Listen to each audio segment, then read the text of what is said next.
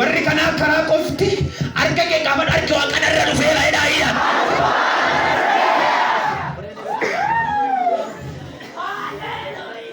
Jedha dubbadha narra dhufeera jedhaa. Golgaa kan fakkaatu arga namoota irraa yaasuu hin argaa jedha galgala. Haleluuyaa. Haleluuyaa.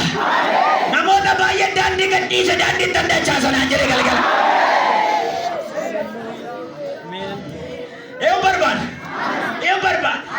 Nama tokko as keessa miila isaa akka biddaa wayii godhee nyaachaa jira. Kunoo dudduuba kanaan argaa jira. Namni kun hin fiiga fiigicha guddaa wayii fiigaa jira. Ratoola bassa kan tarda. Ilaalaan jedhe waaqayyo ala wangeela biyya naa ta'u gurra gala itti dheejjiraan jedhe. Lafa jiru namni kun fiigee dhufa na bira.